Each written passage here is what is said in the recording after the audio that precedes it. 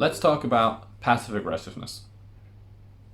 This video is actually something that has recently come about because I have been experiencing passive aggressiveness towards me, but also I used to be quite passive aggressive and sometimes that still can come out. And so I wanted to make a video around that because I think it's a really important topic. Because passive aggressiveness, in my view, is actually a form of violence. It is a form of violence that's socially accepted, and it is something that always goes under the radar, right? It's not like someone is clearly verbally attacking you or physically attacking you. They are doing it in a way where it's like an attitude. For me, it's like, I feel it's like an energy that someone brings to you of aggression, of violence actually. And because it is violence, in my view, it needs to be called out. It needs to be called out, and people need to make you aware, or you may need to make other people aware of their behavior. Because if you were verbally attacked clearly, or if you were physically attacked clearly, there will be no question about whether to call it out or defend yourself or get out of the relationship or whatever it is. But because passive aggressiveness just flies under the radar, because it's kind of a sneaky way of being violent, of getting a kick in there somehow. It is something that we don't feel as comfortable about talking about or just mentioning it or calling it out. And I don't think that's justified. And here's why. Well, as I mentioned, I see passive aggressiveness as a form of violence. And any kind of violence is something that we need to address, because violence usually comes from unprocessed pain, from not being able to deal with certain emotions, and then the only way out is to lash out.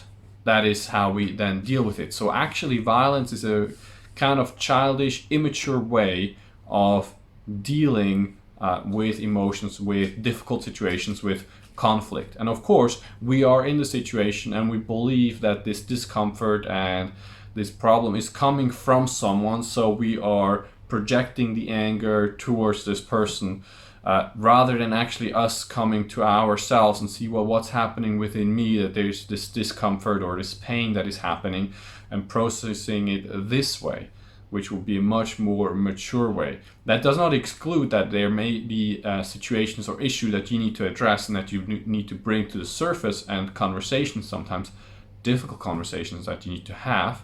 I'm not saying that at all. What I am saying is that violence and passive aggressiveness is something where people go unconscious because they are not aware of what is really happening within them, and it leads out to them lashing out in some shape or form. So going unconscious, I want to actually address that a little bit more. Going unconscious, what does this mean? Well, basically it means that you are being reactive, right? You're not planning to be passive or aggressive. You're not planning to be violent in this way. It just kind of just comes out. And that's another reason to call it out, because the person usually, if it's a decent person, is going to have regrets afterwards, not feeling good. Because yes, there may be like a short-term relief, because it's like, oh, get away, and like the pressure is released and you feel a relief, but that relief is not going to last. Because actually you're going to get more pain. Violence just breeds more pain, not just in the recipient of violence, but also in the one who is the aggressor, the one who is initiating the violence. It's just causing more pain, and it's just a vicious loop. So no one is served by ignoring it or by simply accepting it. The person who is lashing out is suffering just as much as the person who is receiving it, and not calling it out is just letting it be as it is. So I don't think that's really actually useful.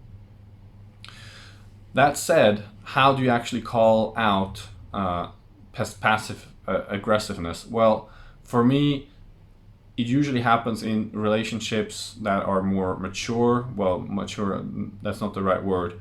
In more long-term relationships. Passive aggressiveness usually is not as much the case when I've just met someone.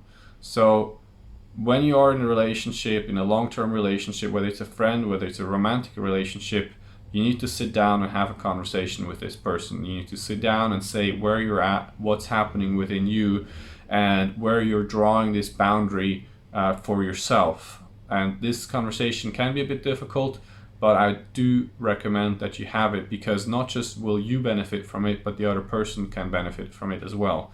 And when I've had this conversation, I have also asked the other person to call out when I am being this way, because this kind of not bypassing, this kind of immaturity, I want to address that within me as well.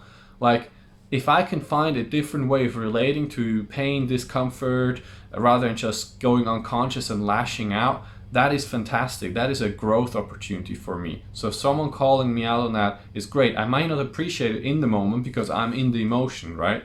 But in the long run, it's going to help me, and I do appreciate that. That also, I want to point out that this kind of lashing out sometimes comes as well from us having a negative relationship towards anger. When I suppress anger because I feel anger is bad, what happens when we suppress is that it finds its way and its outlet in some other path, right? So I am suppressing it here, and then I'm acting it out here, and often I am unconscious of doing it over here, either completely unaware of it, or it just kind of happens, and later I'm like, oh my God, what happened? Why have I done it?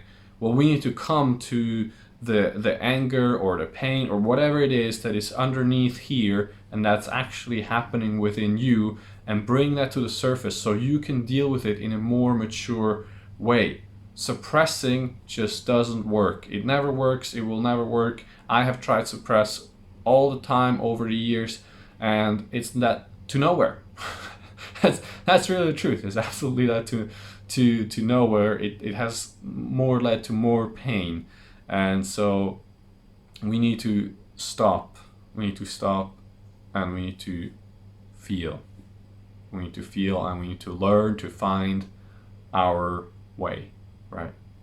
Now, a quick word on spiritual bypassing, because some people are watching this maybe spiritually inclined, and they could say the argument, well, you know, if someone's passive aggressive towards you and you don't like it or whatever, who's the one who's not liking it? Where's this kind of person? And of course, this kind of investigation is very useful. Also looking at maybe there's some attachment that you have about how people have to treat you or have to behave towards you. And those are all valid and beautiful investigations that you can have. However, this can very, very quickly turn into bypassing, meaning there's a conflict that you need to address, you need to have an uncomfortable conversation, and you're bypassing it by just going within, like, okay, where's the attachment, and just trying to take care of it this way.